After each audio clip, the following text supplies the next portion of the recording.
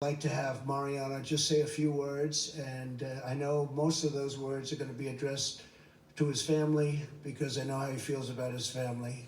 Nobody loves their family more than Mariano. Please, Mariano.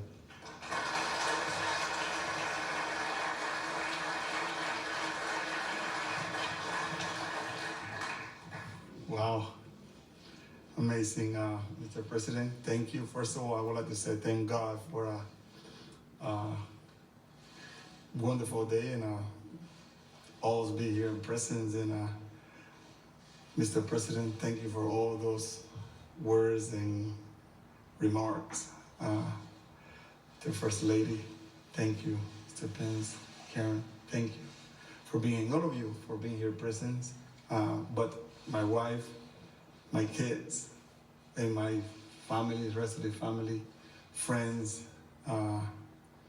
Without you guys, the support and the prayers that we got from Mr. T, Mr. Joe Torre, benefit for a lot of those prayers.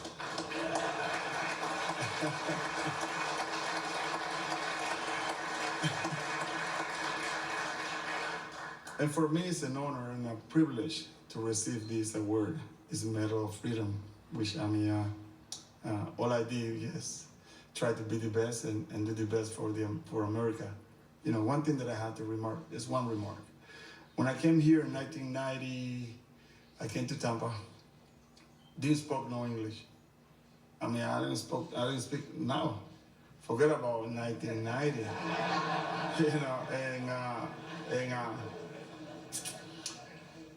the reason why I did that because, I mean, in the team, there were a lot of players that spoke Spanish. So I got a little comfortable and then try a little bit to learn the language.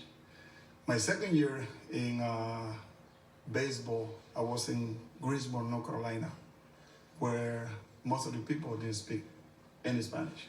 Especially my teammates, even I was a little younger, so the guys that spoke Spanish on the team would hang out with the older guys, and I was left out, and I was hanging out with the guys, a friend of mine, Tim Cooper, and another white guy, Bob Deller. Those two I asked because I was frustrated. Times that I go to bed crying, not because of the game, but because I was frustrated because I couldn't speak the language. I couldn't speak English.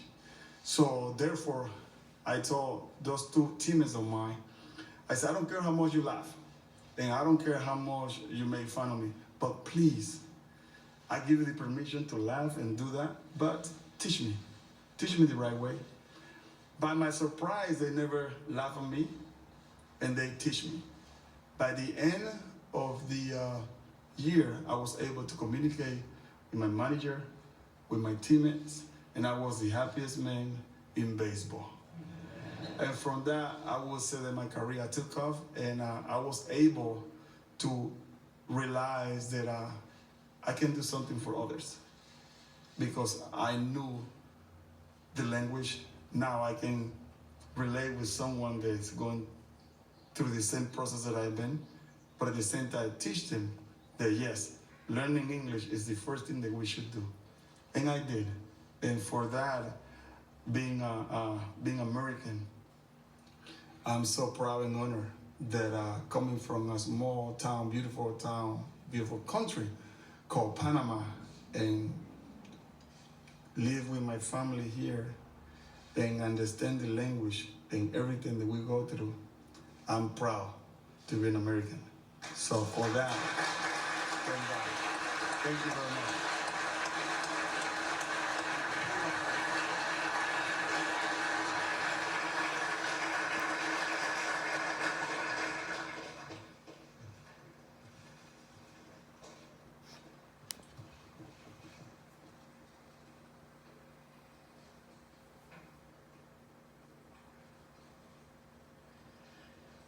During his 19 seasons in Major League Baseball, Mariano Rivera established himself as the greatest relief pitcher of all time.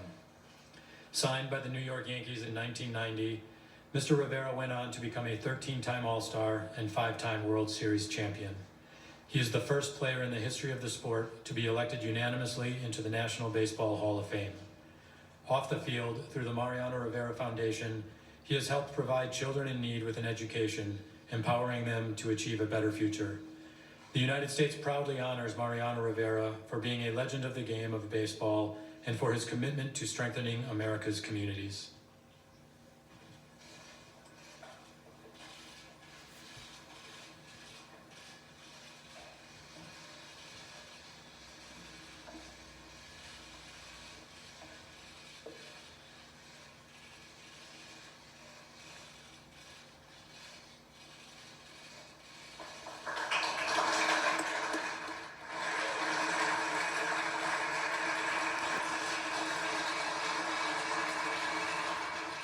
What a very special moment in the White House, in the East Room of the White House, where President Trump presented former New York Yankees pitcher Mariano Rivera with the Presidential Medal of Freedom.